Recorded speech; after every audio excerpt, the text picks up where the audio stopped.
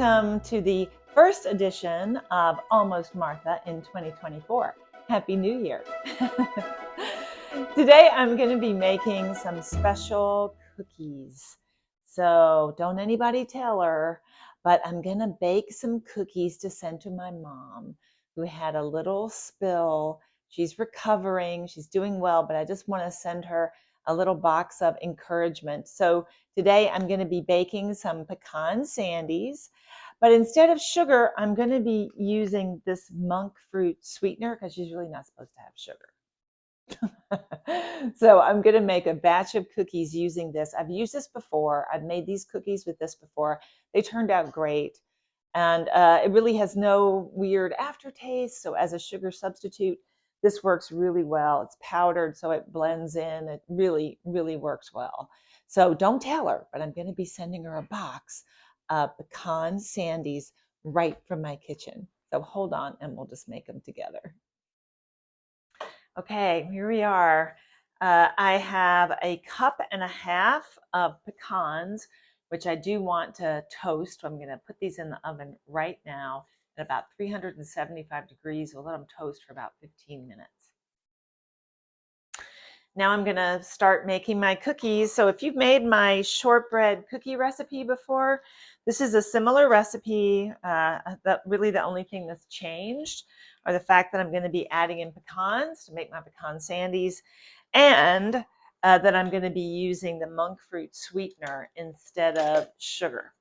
So normally it calls for a cup of sugar.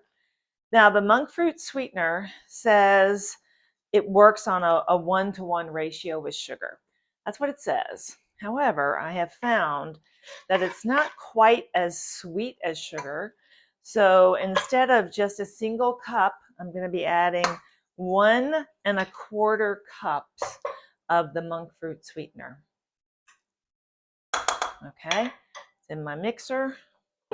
Lift my bowl up, and now I'm going to cream the butter and sugar together just like I would normally. I would start slowly because this is powdered sugar. So if you put it on too high, you're going to get a face full of smoke. So we'll just start slowly, and as it becomes more incorporated, then we can turn up the speed in the mixer.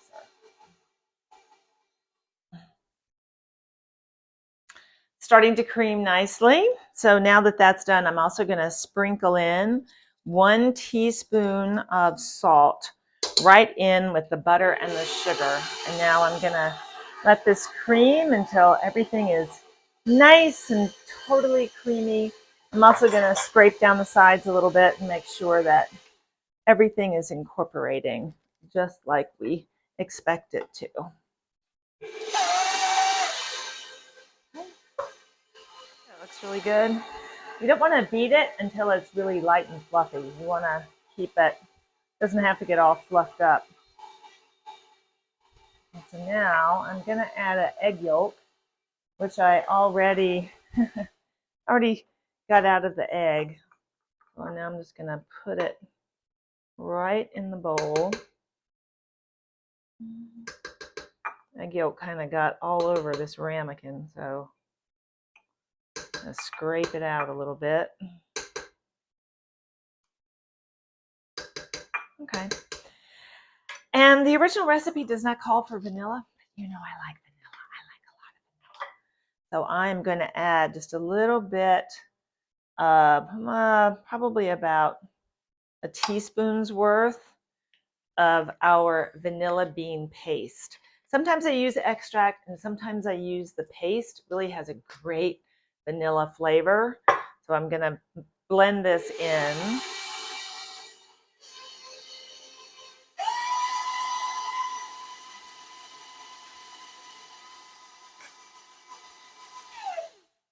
Scrape down the side. Ooh, that vanilla smells so good. It smells so good. Okay. So we know she shouldn't have sugar, right? She has to watch her carbs. So instead of using just, regular all-purpose flour, what I like to do is go half and half with flour and almond flour, because that will also help reduce, the carbs in the cookie, so to speak, right? Because you're going to get them out of the flour. And almond flour really doesn't have any, but it is very texturalized. It's very different than flour.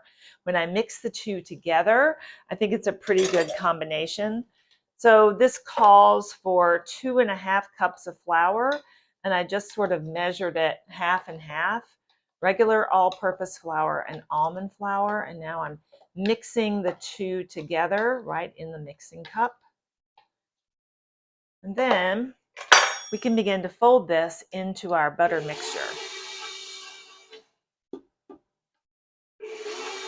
just going to add a little bit at a time.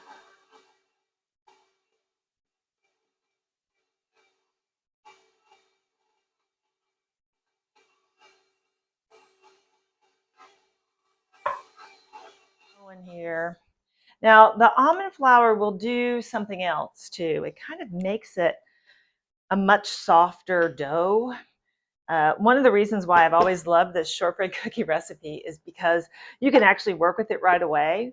You don't absolutely have to put it in the refrigerator, but when you're using a combination of all-purpose flour and almond flour, you really do have to refrigerate it.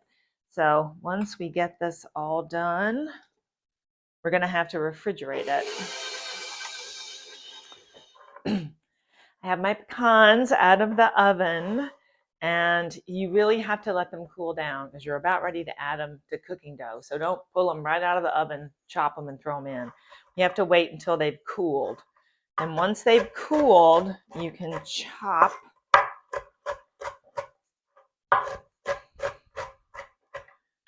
your toasted pecans. You don't want it too fine. You don't want pieces of whole pecan in there either. So just kind of give them a few chops here and there. It is nice to bite in to a pecan that still looks and tastes like a pecan. So let's not get it too fine. I'm just going to throw these right in the dough. Let it mix in.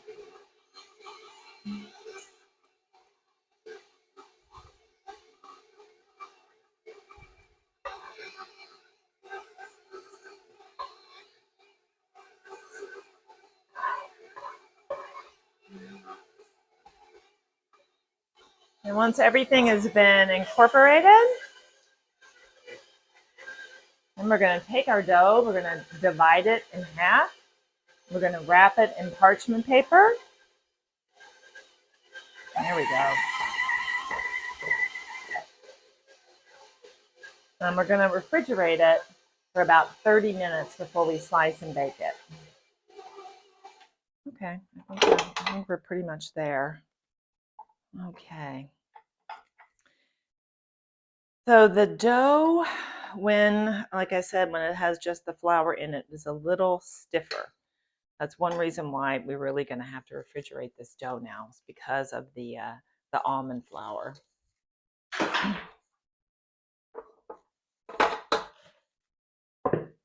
I'm going to take it, I'm going to divide it in half. I guess we could take it out and make a big ball and then divide it in half so we get a little better approximation of the half. Okay, so it's already sort of like this big gigantic lump of dough, so that's good. Okay, I'm just going to cut it in half. I'm going to take one of those halves and put it right in here. Let's start to shape it just a little bit before we put it in the refrigerator. If you've made the shortbread cookies before, just one touch will let you know this is a different dough than what we've used before because of the almond flour. So very, very little work to try and shape it up. Roll that up. We're going to roll this up, and look at all those pecans in there. So it's a cup and a half. Lots of pecans in my Pecan Sandies. Okay.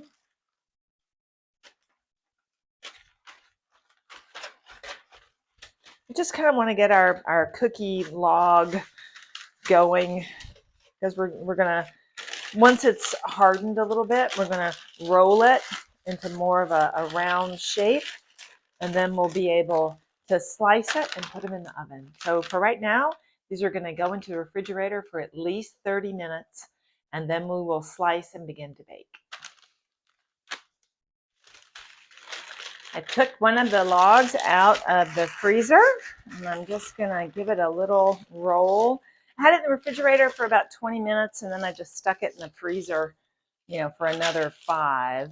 And I think we're all good. We're not doing much to it. We're not going to roll it in anything, so it doesn't have to, have perfect structural integrity. So now we have our roll. You might want to try to get a little more roundness out of it.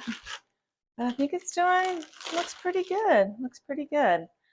Oh, Miss Annie's outside. Hold on a minute. Come on, Annie. Oh, I thought she was by herself. Miss Annie's okay. Okay, I'm gonna do this. Put my Pecan Sandy here. Looks very good. Now you can just kind of, we want to cut them not too thin. It's not quite an inch, but almost. They're not gonna spread too much. They're not gonna rise too much. But we also want, we don't want gigantic cookies, which is why I kind of rolled this roll this way. Now you can just kind of shape them into a perfect little circle if you want. And we're gonna slice them. We're gonna put them in the oven at 350, and then we'll be able to taste. I did do a little taste test earlier, and I don't know, the additional 1/4 cup, I would just start at something a tiny bit smaller, and then you can kind of give it a pinch and a taste to see if that's too sweet or sweet enough for you. Shortbread cookies are not supposed to be super sweet, so, but sweetness is up to you. But I think it's going to be just fine, especially since we added in all these pecans. So Mom has to be careful with her sugar, even though, there are times where she's not so careful, but that's okay. We all got to live, don't we? We all got to live. But we learned something interesting in the last, month or so. We were looking at news from the diabetic website, or the Diabetes Association, that told me about freezing and reheating carbs and what it does to the carbs and how it affects your body. They did a study with bread. They also, I think, tried some sort of pasta. But once you have frozen a loaf of bread, when you reheat it, it changes the molecules, and it does not create the same sort of glycemic response as if you eat a normal piece of bread. So there are actually fewer carbs because the freezing and reheating changes the molecular structure of the carb. I know. Does it sound crazy? It sounds a little crazy, but it sounds awfully good too. And I did look, it was on the Diabetes Association website. You can now see it in different news articles. So, we've just been freezing every carb we could freeze. I've been freezing bread, pasta, and you don't even have to freeze it. It just has to get thoroughly cold. So if you made too much spaghetti one night, you put the spaghetti in the refrigerator, you toss it and use it the next day, yeah, that's going to have lower carbs. It's going to hit your body with not as much sugar, which is kind of an amazing thing. So look it up. I'll put a link where you can see it.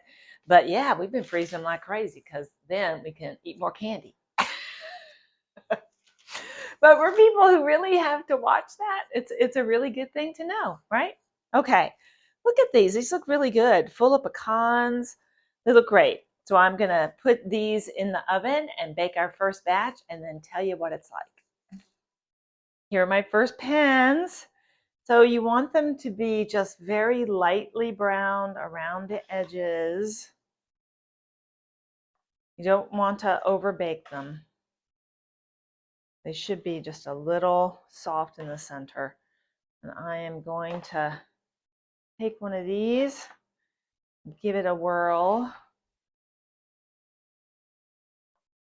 It's gonna be hot. Okay, looks like it's cooked through. So they were in for about 10 minutes. Mm. Mm. Oh yeah. Mm. Hot. So hot. Ah. But that's my Siri timer. I didn't trust her, so I didn't wait for her. I think these are really good. I think these are really good. I can't tell that it was made with fake sugar. I really can't. No, I am. I think it's perfectly sweet. Not too sweet, and it's not sweet. So these are great. She's gonna love them. She's gonna love them. Well, she's gonna love that I sent her something too. So don't tell her. It's gonna come as a surprise. But I hope you can try these, especially if you are sugar sensitive or you know you want to need to cut back. Mixing the almond flour with all-purpose flour, that's a good step. Works well. And then using that sugar substitute, I think is a great idea. And these are really good. Lots of pecans in there. I think you're really going to like them. So if you want the full recipe, go to almost-martha.com. You'll find all the recipes that I've done there. And you will see this recipe for sugar-free pecan sandies. And I'm also going to put a link to information about what happens to carbs when you put them in the freezer and reheat them or just chill them down in the refrigerator. It really is kind of magic. We're gonna keep doing it because it feels good no matter what. Thanks for joining, everybody. We'll see you next time. Next time, I think I've got some onion rings coming your way. My favorite. Okay, see you next time. Bye.